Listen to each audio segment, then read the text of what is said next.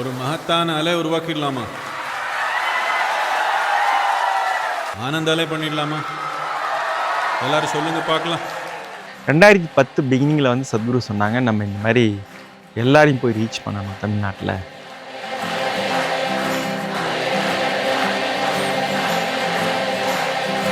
ஒவ்வொரு ஊர்லேயும் பசுமைக்கரங்கள் இயக்கம் அப்படின்னு ஆரம்பிக்கலாம்னு சொன்னாங்க.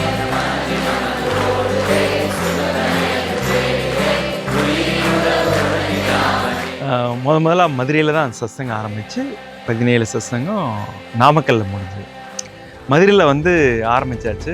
அந்த அன்னைக்கு சாயங்காலம் 6 மணிக்கு சத்சங்கம். ஆனால் அன்னைக்கு சாயங்காலம் வந்து பார்த்திங்கன்னா ஒரு 3-4 மணி நேரம் சரியான மழை நல்லா பெஞ்சிருச்சு. பெஞ்சு அந்த ஸ்டேஜுக்கிட்ட முழங்கால அளவுக்கு தண்ணி. சத்குருவோ கலெக்டரோ இன்னும் சீஃப் கெஸ்ட்டு யாருமே ஸ்டேஜுக்கு போக முடியாது. அந்த ஃபோட்டோ கூட இருக்குது, நீங்கள் பார்க்கலாம். ஒரு பலகையை ஒன்று போட்டு சத்குரு கலெக்டர் எல்லோரும் ஸ்டேஜுக்கு போகிற மாதிரி பண்ணியாச்சு. பார்ட்டிசிபெண்ட்ஸ் எல்லாருமே 10,000 பேரும் சேரில் உட்காந்து அவங்க காலெல்லாம் தண்ணிக்குள்ளே தான் இருக்கும்.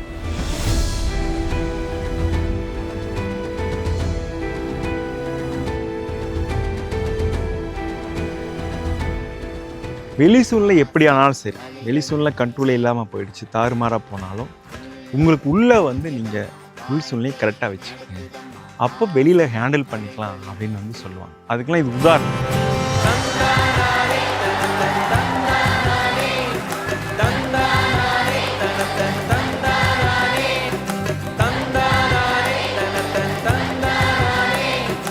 ஏன் சத்குரு இந்த அளவுக்கு பண்ண நினைக்கிறாங்க அப்படின்னா, தேவை வெளியில் இருக்குது. தேவை வந்து அவ்வளோ இருக்குது. நம்ம நினைக்கலாம் யாரும் இல்லை அப்படின்னா அப்படி இல்லை. என்ன 10 பேர்கிட்ட சொன்னால் 2-3 பேர் வராங்க, அவ்வளோதானே தவிர. பட் எல்லாருக்குமே அது தேவை இருக்குது. அந்த 2-3 பேர் தவிர மீதி 7 பேர் இருக்கிறாங்க பாருங்கள், அவங்க கொஞ்ச நாள் கழிச்சு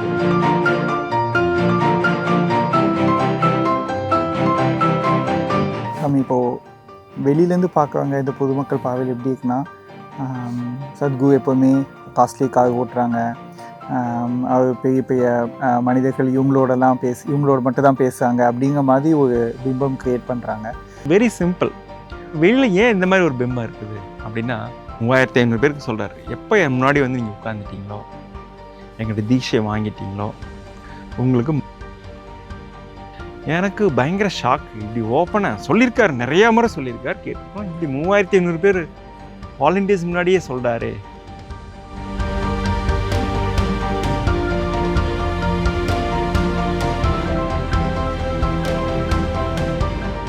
இந்த 2010 அந்த டயத்தை ஒட்டி ஈஷா நடத்தின மகா சத்சங்கம் வந்து தமிழ்நாட்டில் ஒரு பெரிய புரட்சி ஏற்படுத்திச்சு, ஒரு அமைதி புரட்சி ஏற்படுத்திச்சு அப்படின்னே சொல்லலாம். ஏன்னா அந்த ஜஸ்ட் அந்த மகா சத்சங்கத்தில் அவ்வளோ பீப்புள் வச்சு அந்த ஃபோட்டோ ஜஸ்ட்டு பார்த்தாவே இது ஏதோ ஒரு நிலையில் அது நடந்த மாதிரி, அந்த ஃபோட்டோவே அது ஏதோ ஒன்று சம்திங் கன்வே பண்ணுற மாதிரி இருக்கும் ஆக்சுவலாக. ஸோ இந்த மகா சத்சங்கம் ஆர்கனைஸ் பண்ணது, இந்த விஷயங்களெல்லாம் நீங்கள் ரொம்ப பங்கெடுத்துக்கிறீங்க. இது எப்படி ஸ்டார்ட் ஆச்சு? இது ஃபஸ்ட்டு ஆரம்பிக்கும் போது சத்குரு இதை பற்றி என்ன சொன்னாங்க? அதை பற்றி தெரிஞ்சுக்க அதுக்கு ரொம்ப ஆர்வமாக இருக்கும். அதை பற்றி கொஞ்சம் சொல்லுங்கள் சார். கண்டிப்பாக நீங்கள் சொன்னீங்க அது ஒரு பெரிய புரட்சி ஏற்படுத்திச்சு அப்படின்னு. நான் அப்படி தான் பார்க்குறேன். நான் அது வரைக்கும் நம்ம இந்த கிளாஸு அந்த மாதிரி போயிட்டே இருந்தோம், மகா சத்சங்கங்கள் பண்ணினோம். ஆனால் ஒரு சீரீஸ் ஆஃப் மகா சத்சங்கம் 17 இடத்துல வந்து ஒட்டுக்கா வந்து நடக்கலை.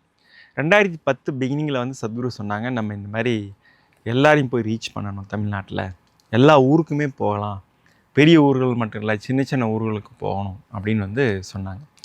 அப்படி உருவாகுந்த மகா சத்சங்கம். அதுக்கப்புறம் போகும்போது நம்ம வந்து மரத்தை பற்றியும், ஏன்னா அப்போ வந்து உங்களுக்கு குளோபல் வார்மிங் ரொம்ப பெருசாக பேசப்பட்டது, மரத்தை பற்றியும் நம்ம பேசணும், ஒவ்வொரு ஊர்லேயும் பசுமைக்கரங்கள் இயக்கம் அப்படின்னு ஆரம்பிக்கலான்னு சொன்னாங்க. ஸோ பசுமைக்கரங்கள் இயக்கம் சென்னை, பசுமைக்கரங்கள் இயக்கம் திருச்சி, இந்த மாதிரி ஒவ்வொரு ஊர்லேயும் ஒரு இயக்கம் வந்து ஆரம்பிக்கணும்னு வந்து சொன்னாங்க. ஸோ 17 ஊர்களில் நடந்தது. பார்த்திங்கன்னா நாகர்கோவில் ஆரம்பித்து சென்னை வரைக்கும், நாகர்கோவில், மதுரை, ராஜபாளையம், அந்த மாதிரி அங்கே இந்த சைடு வந்து கோயம்புத்தூர், பொள்ளாச்சி, ஈரோடு, சேலம், அதன் பிறகு அங்கே சென்னை, விழுப்புரம், விழுப்புரத்தில் நடக்கல, சென்னை, பாண்டிச்சேரி, திருவண்ணாமலையில் கூட நடந்தது, திருவண்ணாமலை, இந்த சைடு நாமக்கல், திண்டுக்கல், கரூர், இது மாதிரி எல்லா ஊர்லேயுமே வந்து நம்ம பண்ணணும். ஒரு 2-3 ஊரில் மட்டும் கொஞ்சம் ஃபார்மேட் வந்து டிஃப்ரெண்ட்டாக இருந்தது. ஸோ சத்குரு வருவாங்க, எல்லாரும் மக்களும் வருவாங்க, அவங்க கேள்வியெல்லாம் கேட்பாங்க, சத்குரு பதில் சொல்லுவாங்க. அதோட நிறைவில் நம்ம பசுமை திட்டம் வந்து நம்ம ஆரம்பிப்போம். அந்த மாதிரி இருந்தது. ஸோ இதில் வந்து எல்லாரும் ஆசிரமத்தில் இருக்கிற அத்தனை பேரும் ஈடுபாடாக இருந்தாங்க.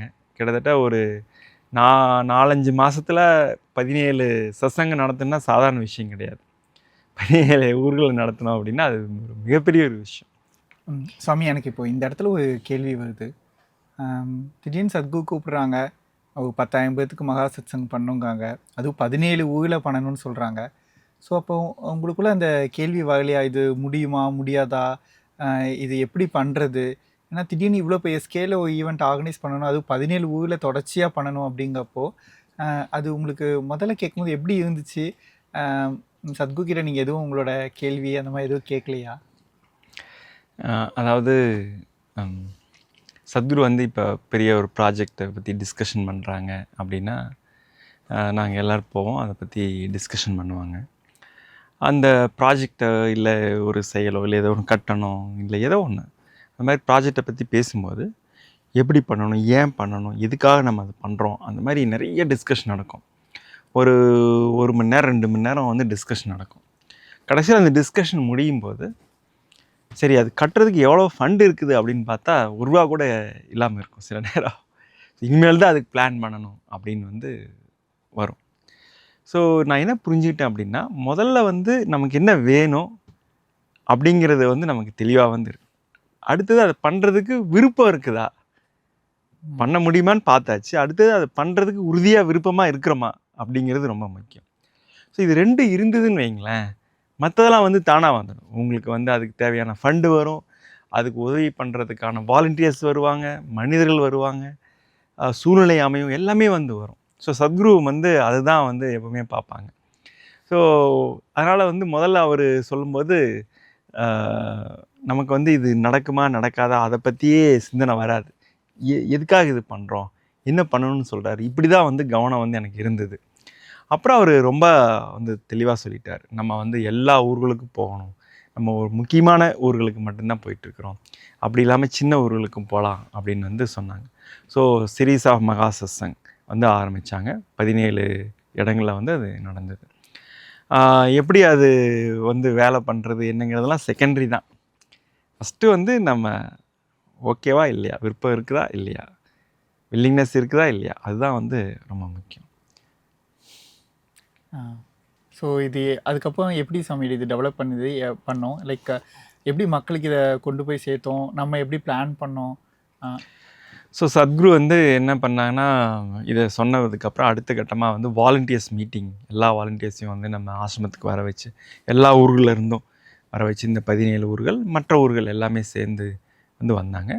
இப்போது உதாரணத்துக்கு மதுரையில் நடக்குது அப்படின்னா, மதுரை மட்டும் இல்லை, அந்த சுற்றி இருக்கிற ஒரு எல்லா 2-3 டிஸ்ட்ரிக்டும் சேர்ந்து எல்லாரும் தான் சேர்ந்து பண்ணுவாங்க. ஸோ அந்த மாதிரி எல்லாரும் அங்கே வந்து வர வச்சு சத்குரு வந்து இதை பற்றி பேசுகிறாங்க, இந்த மாதிரி பண்ணணும். சத்குருவே வாலண்டியர்ஸ், ஆமாம், சத்குருவே வந்து ஒரு 5000-4000 வாலண்டியர்ஸ் இருப்பாங்க. அப்போ பேசுகிறாங்க, இந்த மாதிரி நம்ம பண்ணணும் அப்படின்னு சொல்லி அவங்க பேசுகிறாங்க. அப்போது வாலண்டியர்ஸ் வந்து கமிட் பண்ணுறாங்க, நாங்கள் எத்தனை பேரை சத்சங்கத்துக்கு கூட்டிகிட்டு வரோம் அப்படின்னு சொல்லி ஒவ்வொருத்தரும் ஒவ்வொரு நம்பர் வந்து கமிட் பண்ணாங்க. ஸோ அது அடுத்த ஸ்டெப்பாக வந்து நடந்தது. அடுத்தது அவங்க ஊரில் போய் கமிட்டி மாதிரி, இப்போது ஒரு நடக்கணுன்னா இவ்வளோ பெரிய ஈவெண்ட் ஒரு 15,000 பேரை வச்சு நடத்தணுன்னா யார் யார் சப்போர்ட் எடுத்துக்கணும் அப்படின்லாம் பார்த்து ஒரு டீம் வந்து ஃபார்ம் பண்ணுவாங்க. முதல்ல ஒரு 15-20 பேர் கொண்ட ஒரு கமிட்டி, அப்புறம் கோர் வாலண்டியர்ஸ் ஒரு 100 பேர், அந்த மாதிரி எல்லாம் இருப்பாங்க. இவங்கள வச்சு அந்த சத்சங்கம் வந்து நடக்கும். இப்போ நம்ம ஒரு 15-20,000 பேரை வச்சு சத்சங்கம் பண்ணுறோம்னா, நம்ம வந்து ஆயிரக்கணக்கான பேர் வேலை பண்ணுறதில்ல வாலண்டியர்ஸு, ஒரு 150-200 வாலண்டியர்ஸ். இந்த 150 பேரே வந்து ஒரு 10,000-20,000 பேர் கூட்டிகிட்டு வந்துடுறாங்க. ஸோ அது வந்து நடக்குது, வாலண்டியரிங்கில் வந்து அது நடக்கும். அப்போ வந்து அதுக்கு ஃபண்டு அவங்களே ரைஸ் பண்ணிவிடுவாங்க, அந்த ஊர்லேயே வந்து ஃபண்ட் ரைஸ் பண்ணிக்குவாங்க. ஸோ எங்கே டயஸ் போடணும், எந்த கிரவுண்டில் பண்ணலாம், எந்த டேட்டில் பண்ணலாம், இந்த மாதிரி எல்லா டிஸ்கஷன் நடக்கும். நம்ம அது அடுத்த கட்டமாக வந்துடும். அப்புறம் 2 டீம் வந்து இருக்கும். எப்படின்னா, இது வெள்ளிக்கிழமை ஒரு ஊர், சனிக்கிழமை ஒரு ஊர், ஞாயிற்றுக்கிழமை ஒரு ஊர், அந்த மாதிரி நடக்கும். இப்போ வெள்ளி ராஜபாளையம், சனிக்கிழமை திருநெல்வேலி இல்லை தூத்துக்குடி, ஞாயிற்றுக்கிழமை நாகர்கோவில், இந்த மாதிரி இருக்கும். ஸோ அதுக்கு அடுத்த வாரமும் இருக்கும். ஸோ ஒரு டீம் வந்து இங்கே போயிடுவாங்க, இன்னொரு டீம் அடுத்த ஊருக்கு போயிடுவாங்க. இந்த மாதிரி மாறி மாறி 2 டீம் மாறி மாறி வந்து போயிட்டே இருப்பாங்க. சத்குருவோட ஒரு டீம் வந்து ட்ராவல் பண்ணுவாங்க. அந்த ஊரில் இருக்கிற வாலண்டியர்ஸ் வந்து ஆசிரமத்துலேருந்து வரவங்களுக்கு சாப்பாடு, அக்காமடேஷன் இதெல்லாமே வந்து பார்த்துக்குவாங்க. அப்புறம் சத்குரு வந்தால் அவங்களுக்கு தங்கறதுக்கு ஏற்பாடுகள் அது எல்லாமே பார்த்துக்குவாங்க. எபோவால் எல்லாரையும் வர வைக்கணும். நீங்கள் வந்து யோகாவுக்கு ஆன்மீகத்துக்கு இருக்கிற வரவேற்பு வந்து நம்ம சர்வே பண்ணியிருக்கோம். இதுதான் ரேஷியோ. 20% to 15% தான் வந்து டேர்ன் அவுட் ஆவாங்க. ஸோ நீங்கள் வந்து ஒரு 20,000 பேரை கூப்பிடணுன்னா எவ்வளோ பேர் நீங்கள் எவ்வளோ இன்விடேஷன் தரணும் பாருங்கள். கிட்டத்தட்ட 2 லட்சம் இன்விடேஷன் தரணும். 2 லட்சம் இன்விடேஷன் எப்படி தரணும்னா வீடு வீடு போய் தருவாங்க. பிளேட்டில் வந்து நம்ம முறைப்படி, ட்ரெடிஷ்னல் முறைப்படி எல்லாம் கூப்பிடுவாங்க வாலண்டியர்ஸ், சத்சங்கத்துக்கு வாங்கன்னு சொல்லி. அந்த மாதிரி எல்லாம் நடக்கும். அது நிறைய அனுபவங்களுக்கு அவங்க ஏற்பட்டுருக்குது. முக்கியமாக சொன்னால் திருச்சியில் வந்து ஒரு அக்கா ஷேர் பண்ணாங்க.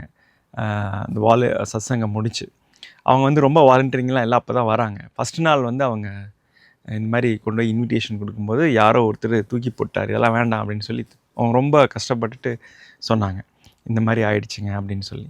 பரவாயில்ல, ஒருத்தர் தானே போட்டாங்க, பரவாயில்ல நீங்கள் மற்றவங்களுக்கு கொடுங்க அப்படின்னு சொல்லி அவங்க வந்து கடைசியாக அந்த சத்சங்கெலாம் முடிஞ்சு ஷேர் பண்ணுறாங்க. நான் முதல் நாள் அப்படி இருந்தேன், அதுக்கப்புறம் ஒரு 20 நாள் கழிச்சு இதே மாதிரி ஆச்சு, ஒருத்தர் இன்விடேஷன் கொடுத்து அவர் கீழே போட்டார், மறுபடியும் அவருக்கு கையெடுத்து கொண்டு இன்விடேஷன் தந்தேன், வாங்கி பார்த்தாரு, அப்புறம் வந்து ஓரமாக வச்சுட்டார், கீழே போடல ஓரமாக வச்சுட்டார், நான் மறுபடியும் இது தந்து கையெடுத்து கும்பிட்டேன், அப்புறம் வந்து நான் வரணுமான்னு கேட்டார்.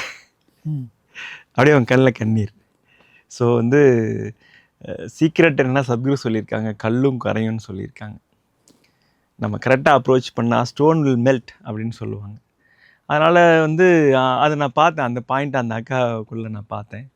அப்புறம் அவங்க சொன்னாங்க, எனக்குள்ளே இருந்த தடையெல்லாம் போயிடுச்சு, இப்போ நான் யார்கிட்ட வேணாலும் இன்வைட் பண்ணலாம், அவங்க வரதும் வராது அவங்க விருப்பம், கூப்பிட்றது என்னோடய வேலை, வரது வராது அவங்க விருப்பம்னு சொன்னாங்க. இதெல்லாம் எவ்வளோ பெரிய மாற்றம். ஸோ இந்த மாதிரி மகா சத்சங்கங்கள் வந்து நம்ம தொடர்ச்சியாக 17 வந்து பண்ணணும். கடைசியாக வந்து நாமக்கல்ல முடிஞ்சுது மகா சத்சங்கம். சாமி, இப்போ இந்த 17 சத்சங்கத்தில் எனக்குமே அதில் ஒரு 10-11 சத்சங்கத்தில் கலந்துக்க வாய்ப்பு கிடச்சிது. ஸோ அதில் போக மேக்ஸிமம் சத்சங்கம் எல்லாத்துலேயும் கூட இன்னொரு பார்ட்டிசிபெண்ட்டாக மழையும் வந்ததுன்னு சொல்லலாம். ஸோ டிஃபால்ட்டாக அந்த மழை வந்து நிறைய சத்சங்கத்தில் இருந்தது.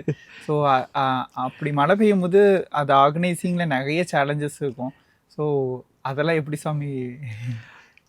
முன்னாடி மழை அப்படிங்கிறப்ப நமக்கு தெரியாது, இப்போல்லாம் கொஞ்சம் வெதர்லாம் பார்க்க ஆரம்பிச்சிட்டோம், என்ன மழை வரும் எப்படி வரும்னு. இப்போல்லாம் வெதர் நிறைய ஆப்ஸ்லாம் வந்துடுச்சு. முதல்ல மதுரையில் தான் சத்சங்கம் ஆரம்பித்து 17 சத்சங்கம் நாமக்கல்லில் முடிஞ்சது. மதுரையில் வந்து ஆரம்பித்தாச்சு, அந்த அன்றைக்கி சாயங்காலம் 6 மணிக்கு சத்சங்கம். திடீர்னு மழை பேஞ்சிட்டு இருந்தது லைட்டாக, ஒன்றும் பிரச்சனை இல்லை, நம்ம விட்டுட்டோம். ஆனால் அன்றைக்கி சாயங்காலம் வந்து பார்த்திங்கன்னா ஒரு 3-4 மணி நேரம் சரியான மழை நல்லா பேஞ்சிருச்சு. பேஞ்சு அந்த ஸ்டேஜுக்கிட்ட முழங்கால அளவுக்கு தண்ணி. சத்குருவோ கலெக்டரோ இன்னும் சீஃப் கெஸ்ட்டு யாருமே ஸ்டேஜுக்கு போக முடியாது. இந்த மாதிரி ஒரு சூழ்நிலை என்ன பண்ணுறதுனே தெரியல. அந்த மாதிரி நம்ம இது என்கவுண்டர் ஆனது இல்லை, நம்ம பண்ணது இல்லை. இது வந்து நம்ம கை மீறி இருக்குது, எப்படி இவங்கெல்லாம் டயஸ்க்கு போவாங்க, என்ன பண்ணுறதுன்னு தெரியல, மகா சத்சங்கம் வந்து நடக்குமா அப்படிங்கிற மாதிரிலாம் ஒரு தாட்டு உள்ளே ஓட ஆரம்பிச்சிச்சு எல்லோரும். சரின்னா ஒரு 4-5 பேர் வந்து சத்குரு தங்கியிருக்கிற இடத்துக்கு ஒரு 2:30-3 மணி நேரம் முன்னாடி போனோம். 3 மணி போல் இருக்கும். போயிட்டு இந்த மாதிரி ஆயிடுச்சுங்க, என்ன பண்ணுறதுன்னு தெரியல, எப்படி மகா சத்சங்கம் நடத்துறது. அவர் புரிஞ்சுக்கிட்டார் நம்ம எங்கே என்ன கேட்க வரோம் அப்படின்னு சொல்லிட்டு. எல்லாம் நடக்கும், எப்படி ரீச் பண்ணுறதுன்னு பாருங்கள், ஸ்டேஜுக்கு எப்படி எல்லா கெஸ்ட்டு போகிறதுன்னு பாருங்கள் அப்படின்னு சொல்லிட்டு மேலையும் கிளையும் பார்த்தாரு. என்ன இப்படி ஒரு கேள்வி வந்து கேட்குறவே அப்படின்னு சொல்லிட்டு அவ்வளோதான் சொன்னார். அப்புறம் நாங்களாம் திரும்பி வந்துட்டு அந்த ஃபோட்டோ கூட இருக்குது, நீங்கள் பார்க்கலாம். ஒரு பலகை ஒன்றை போட்டு கெஸ்டெல்லாம் ஸ்டேஜுக்கு போகிற மாதிரி பண்ணியாச்சு. சத்குரு கலெக்டர் எல்லோரும் ஸ்டேஜுக்கு போகிற மாதிரி பண்ணியாச்சு. பார்ட்டிசிபெண்ட்ஸ் எல்லாருமே 10,000 பேரும் சேரில் உட்காந்து அவங்க காலெல்லாம் தண்ணிக்குள்ளே தான் இருக்கும். உட்காந்துட்டு சத்சங்க அட்டன் பண்ணாங்க. பார்ட்டிசிபென்ட்ஸ் பார்ட்டிசிபென்ட்ஸ் 2 மணி நேரம் சத்சங். நீங்கள் ஃபோட்டோ ஒரு இன்டர்நெட்டில் இருக்குது பாருங்கள், சத்குரு ஃபோட்டோவும் இருக்குது, எப்படி அவர் ஸ்டேஜுக்கு வந்தாருன்னு சொல்லி பார்ட்டிசிபென்ட்ஸ் ஃபோட்டோவும் இருக்குது. கால் வந்து 2 மணி நேரம் தண்ணியில் இருக்கும், ஆனால் முகம் 2 மணி நேரம் சிரிப்பு தான், சந்தோஷம் தான், ஆனந்த அலை அப்படி தான் இருந்தாங்க, ஆனந்தமாக இருந்தாங்க. ரொம்ப சிறப்பாக நடந்தது. அதுக்கப்புறம் எனக்கு சத்குரு பார்க்குறக்கே கொஞ்சம் வெக்கமாயிடுச்சு. நம்ம போய் சத்குருட்டு இப்படி ஒரு கேள்வி கேட்டோமே, தண்ணி இருந்தால் ஏன்னா நம்மளே ஒரு பலகையை போட்டு சத்குரு எப்படி ஸ்டேஜுக்கு போகிறதுன்னு நம்ம யோசனை பண்ணாமல் எல்லோரும் போய் கேட்டவேங்கிற மாதிரி எனக்கு ஆயிடுச்சு. அதனால் அது ஒரு மறக்க முடியாத அனுபவம். ரொம்ப சிறப்பாக நடந்தது, ரொம்ப அற்புதமாக அந்த சத்சங்கம் நடந்தது. இந்த மாதிரி நிறையா சத்சங்கங்களில் இந்த மாதிரி நடந்தது. அடுத்தது இங்கே சென்னையில் ஏஎம் ஜெயின் காலேஜில் ஒரு முறை இந்த மாதிரி ப்ரோக்ராம், ஒரு 15,000 பேர், சாம்பவி மகாமுத்ரா தீக்ஷை. சாயங்காலம் ஃபஸ்ட் செஷன் 6 மணிக்கு ஸ்டார்ட் ஆகுது முதல் நாள். அங்கே மழை வந்து நிறையா பெஞ்சதில் என்னாச்சு, பூமிக்குள்ளேருந்து ஊற்று மாதிரி அப்படியே வந்துருச்சு, அந்த மாதிரி வந்துருச்சு, ஓதோன்னு சொல்லுவாங்க. அப்படி தரையிலேருந்து தண்ணி வர ஆரம்பிச்சிருச்சு, அது நிறைய வந்துடுச்சு. ஸோ வந்து சேரோட கலந்து சகதி ஆயிடுச்சு. சரின்னு நம்ம ஆசிரமத்தில் இருந்தெல்லாம் டீம்லாம் வர வச்சோம். அந்த முதல் நாள் நைட்டு இது மாதிரி ஆகிட்டு இருக்குதுன்னு சொல்லி எல்லாம் ஜேசிபி அந்த மாதிரி மிஷின் எல்லாம் வச்சு வேலை நடக்குது. சாயங்காலம் 6 மணி, நம்ம 3 மணி வரைக்கும் சேர் எடுத்துகிட்டு இருக்கிறோம் பார்ட்டிசிபென்ட்ஸ் உட்கார இடத்துல. ப்ரோக்ராம் 6 மணிக்கு நம்ம அந்த முறை வந்து சத்குருட எடுத்துகிட்டு போகல, ஏன்னா நமக்கு ஆல்ரெடி அனுபவம் ஆயிடுச்சு. அதனால் எல்லா வாலண்டியர்ஸும் நின்று அது எல்லாத்தையும் எடுத்துகிட்டு அது மேலே ஒரு தாட்பாளையம்லாம் போட்டு சிறப்பாக அது போயிடுச்சு. ஸோ என்ன அப்படின்னா, எந்த மாதிரி சூழ்நிலை இருந்தாலும் நம்ம என்ன பண்ணணும் அப்படிங்கிறத வந்து யோசனை பண்ணணும். சத்குரு சொல்லுவாங்க, ஈஷாங்கா, முக்கியமாக ஈஷாங்கா டீச்சர்ஸ் ட்ரைனிங்கில் இருக்கிறவங்க வந்து அந்த மீட்டிங்கில் சொன்னார், எல்லோரும் அப்படி தான் இருக்கணும். நீங்கள் அப்படி இருக்கும்போது வெளி சூழ்நிலை எப்படி ஆனாலும் சரி, வெளி சூழ்நிலை கண்ட்ரோலே இல்லாமல் போயிடுச்சு, தாறுமாறாக போனாலும் உங்களுக்கு உள்ளே வந்து நீங்கள் உள் சூழ்நிலையை கரெக்டாக வச்சுக்கோங்க, அப்போ வெளியில் ஹேண்டில் பண்ணிக்கலாம் அப்படின்னு வந்து சொல்லுவாங்க. அதுக்கெல்லாம் இது உதாரணம். அந்த நேரத்தில் நம்ம டென்ஷனாக இப்படி ஆயிடுச்சேன்னு சொல்லி பதற்றப்படாமல் என்ன பண்ணுறது, எப்படி பெஸ்ட்டாக பண்ணலான்னு பார்த்தப்போ அந்த சூழ்நிலையிலேருந்து ரொம்ப எளிமையாக கையாண்டுட்டோம். இந்த மாதிரி நிறைய பொள்ளாச்சியில் சத்சங்கம் ஆரம்பித்தது 5வது நிமிஷம் கடுமையான மழை. சத்குரு வந்து அலை சாங் போட்டுட்டு அவர் ரேம்பில் வந்து அவர் டான்ஸ் பண்ணாங்க, எல்லாரும் சேர்ந்து டான்ஸ் பண்ணிவிட்டு அதுக்கப்புறம் பக்கத்தில் இருக்கிற ஒரு மண்டபத்தில் ஒரு 1/2 மணி நேரம் சத்குரு பேசிட்டு போனாங்க. அப்படியா? ஓகே, அதுவும் அந்த சூழ்நிலையும் நல்லா தான் எடுத்துகிட்டு போனாங்க. அப்படியே ஃபுல்லாக எல்லாம் தொப்பெல்லாம் நனைஞ்சாச்சு, அப்படியே மண்டபத்துக்குள்ளே கூட்டிகிட்டு போய் மண்டபத்தில் மறுபடியும் கண்டினியூ பண்ணாங்க. கோயம்புத்தூர் அண்ட் கோயம்புத்தூரில் ஒரு 3/4 மணி நேரம் கழிச்சு மழை வந்தது, பொள்ளாச்சியில் 5 நிமிஷத்துலேயே வந்துடுச்சு, மதுரையில் வந்து மதியமே பேஞ்சு முடிஞ்சிருச்சு, ஆனால் ஹேண்டில் நல்லா போயிடுச்சு. ஸோ நம்ம அந்த அந்த சீரீஸ் ஆஃப் மகாசத்சங்களை கற்றுக்கிட்டு ஒன்று நினச்சா எது வேணாலும் பண்ண முடியும், நத்திங் இஸ் இம்பாசிபிள். ஏன்னா நீங்கள் நினச்சி பாருங்கள், 17 மகாசத்சங்கம், அதுவும் அந்த காலகட்டத்தில் 17 ஊர்களில் ஒரு 3-4 மாதத்தில் நடத்துங்கிறது சாதாரண விஷயம். இந்த மாதிரி சோஷியல் மீடியா எதுவும் கிடையாது. பீப்புளை வந்து நம்ம இன்விடேஷன், பேனர் இந்த மாதிரி மூலமாக தான் ரீச் அவுட் பண்ண முடியும். 17 மகாசத்சங்கம் 3-4 மாதத்தில் நடத்தணும் அப்படின்னு சத்குருவை தவிர வேறு யாருமே திங்க் பண்ண முடியாது. இப்போ நம்ம சொல்கிறோம், பேசுகிறோம், நல்லா நடந்துருச்சு அப்படின்னு, ஆனால் அது ஃபஸ்ட்டு ஒரு திங்க் பண்ண பாருங்களேன், அது அந்த தைரியமே நமக்கு இல்லை. அப்போது சத்குரு தான் இல்லை, இப்படி நடத்த முடியும், இப்படி பண்ண முடியும்னு சொல்லி பண்ணினாங்க. அது ஒரு எல்லாருக்கும் ஒரு பெரிய வாய்ப்பாக ராஜபாளையம்ல நடந்தது. ராஜபாளையம், கரூர், திண்டுக்கல் எல்லா ஊர்லேயுமே நம்ம பண்ணோம். சாமி, இதோட தொடர்ச்சியாக இந்த ஆனந்தலை ப்ரோக்ராம் வந்து நம்ம தமிழ்நாடு ஃபுல்லாக கண்டக்ட் பண்ணோம். அதாவது ஒரு சத்சங்கத்துக்கு மக்களை கூட்டிகிட்டு வருது, அதுவுமே ஒரு கஷ்டமான காரியம் தான். ரொம்ப சுலபமாக எல்லோரும் வீட்டில் இருந்து கிளம்பி வந்து ஒரு சத்சங்கம் அட்டன் பண்ணுறது நடக்காது. ஆனால் அது ஒரு 2 மணி நேரம் சத்சங்கம்னு சொல்லலாம். ஆனால் ஒரு 3 நாள் ப்ரோக்ராமில் வந்து ஒரு 15,000 மக்கள் வந்து ஒரு இடத்துல வந்து உட்காரணுன்னா அது சாதாரண விஷயம் இல்லை. அதுவும் பணம் கட்டி ஒரு ப்ரோக்ராமுக்கு வந்து அவங்க வந்து அட்டன் பண்ணிட்டு போயிருந்தது. இது எப்படி சாத்தியமாச்சு? இது எப்படி சத்குரு ஃபஸ்ட்டு இதை எப்படி சொன்னாங்க? கண்டிப்பாக நீங்கள் சொல்கிறது 100க்கு 100 உண்மை. ஏன்னா இப்போ ஒரு மகாசத்சங்கம்னா ஃப்ரீயாக நடக்கக்கூடிய ஒரு ப்ரோக்ராம் வந்து அட்டன் பண்ணிட்டு போவாங்க. ஆனால் இந்த மாதிரி ஆனந்த அலை சாம்பவி மகாமுத்ரா தீட்சின்னா அவங்க பணம் கொடுத்து 3 நாள் வந்து ப்ரோக்ராமில் வந்து கலந்துக்கணும். அப்போ அந்த வாலண்டியர்ஸ் வந்து ரொம்ப உறுதியாக இருந்தால் தான் அந்த ஊரில் இருக்கிற வாலண்டியர்ஸு, நான் ஏற்கனவே சொன்னேன் 100 பேரை கூப்பிட்டா 15 பேர் தான் வருவாங்க, 15-20 பேர் தான் வருவாங்க. அந்த காலகட்டத்தில் எதுவுமே கிடையாது, வாட்ஸ்அப்பு இந்த மாதிரி சோசியல் மீடியாலாம் ரொம்ப பிரபலமாகலை, அப்போ தான் ஆரம்பிச்சிருக்கு. ஸோ ஒரே வழி, நீங்கள் வீடு வீடாக போய் தான் கூப்பிடணும், இல்லை ஃபோனில் கூப்பிடணும், இல்லை வீட்டுக்கு இப்போ தான் போய் கூப்பிடணும், இந்த மாதிரி தான் இருந்தது. அதனால் இப்படி இருக்கும்போது வாலண்டியர்ஸ் மீட்டிங் நடக்கும். நீங்கள் கேட்டிங்களா எப்படி எல்லாரையும் கூப்பிட்டீங்கன்னு சொல்லி, வாலண்டியர்ஸே தான் மற்ற வாலண்டியர் இன்ஸ்பயர் பண்ணாங்க. அதுதான் உண்மை. சத்குரு ஃபஸ்ட்டு சத்குரு பேசிடுவாங்க. சத்குரு வந்து ஒரு ஆன்லைன்லேயோ இல்லை ஏதோ ஒரு ஆடியோ, நிறையா மீட்டிங்கில் ஆடியோவில் பேசுவாங்க. நமக்கு இந்த மாதிரி ஃபெசிலிட்டி இல்லாதனால ஜஸ்ட்டு ஃபோனில் கனெக்ட் பண்ணி அங்கே இருக்கிற 500-1000 வாலண்டியர்ஸ்ட்டு அப்படியே பேசுவாங்க. சத்குரு வந்து இந்த மாதிரி பண்ணணும், இப்படி பண்ணணும்னு சொல்லி எல்லாமே சொல்லிவிடுவாங்க. அப்புறம் வாலண்டியர்ஸ் பண்ண ஆரம்பிப்பாங்க.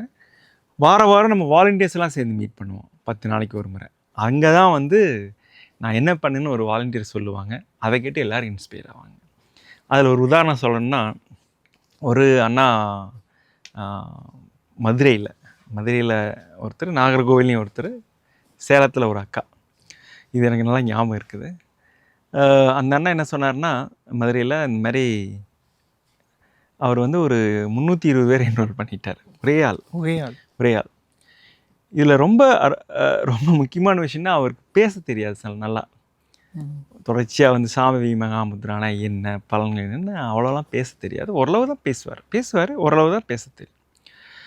அவர் வந்து இந்த மாதிரி இந்த அண்ணா இவ்வளோ பேரை பண்ணிட்டாருன்னு சொல்லி எல்லோரும் ரொம்ப பாராட்டுறாங்க.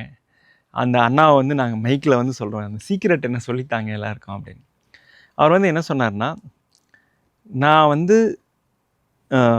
தனியாக நான் போகலை என்ரோல்மெண்ட்டுக்கு, சத்குரு எப்பவுமே என் கூட வருவார், அதனால தான் நடந்தது இது அப்படின்னு சொன்னார்.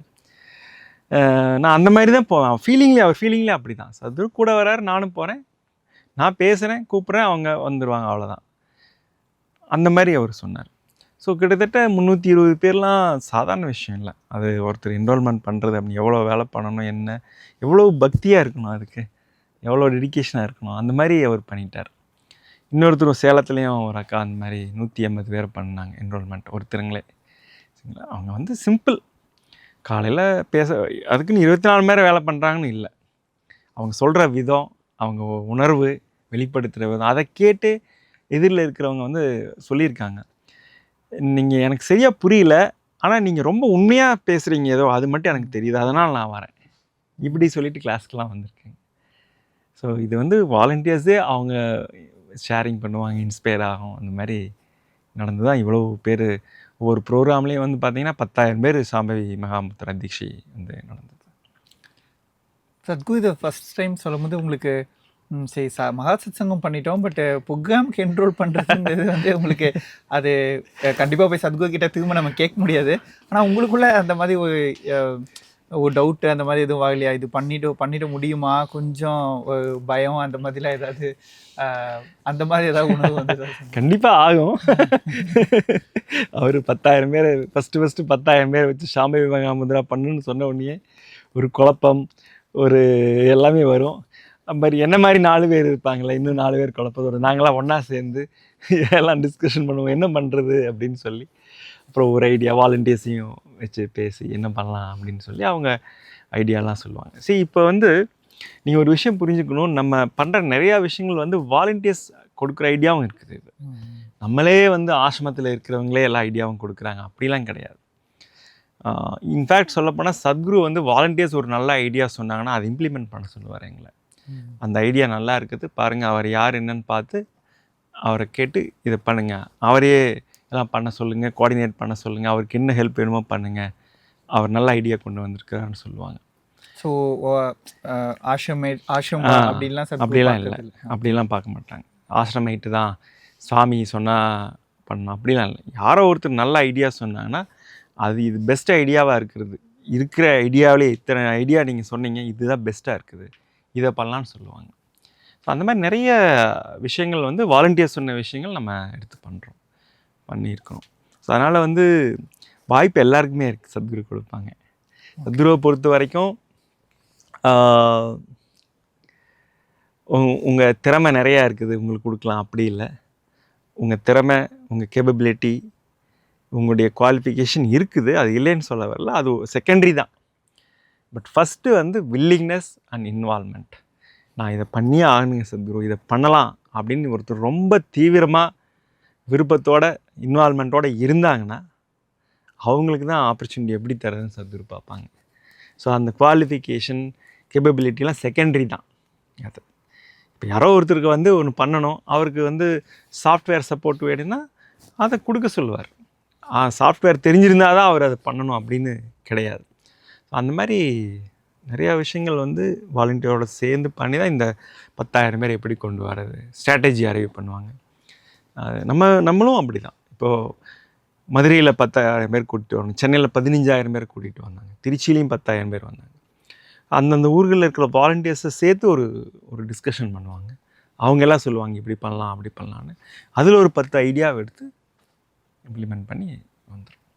இப்போது என்ரோல்மெண்ட் பண்ணிட்டோம், பட் அந்த ப்ரோக்ராம் 3 நாள் நடத்துறதுங்கிறது இல்லையா, அந்த ஈவெண்ட் ஆர்கனைசிங் அதெல்லாம், அதில் அவ்வளோ வாலண்டியர்ஸை வச்சு ஒவ்வொன்றும் ஃபுட்டுலேருந்து அவங்க உள்ள அட்டண்டன்ஸ்லேருந்து அவங்களுக்கு தண்ணி, டாய்லெட்டு எல்லா விஷயத்தையும் ஆர்கனைஸ் பண்ணுறது வந்து இது யோசித்து பார்த்தாவே ரொம்ப ஆச்சரியமாக இருக்குது. எதனால் சொல்கிறேன் அப்படின்னா, திருச்சியில் நடந்த அந்த ஆனந்தலை சத்சங்கத்தில் எங்கள் அப்பா அட்டன் பண்ணாங்க. ஆக்சுவலாக அப்பா 3 நாள் ப்ரோக்ராம் முடிக்க வைக்க நான் நடுவில் எதுவுமே கேட்கல. எப்படி இருந்தது ப்ரோக்ராம், எப்படி போச்சு, எதுவுமே கேட்கல.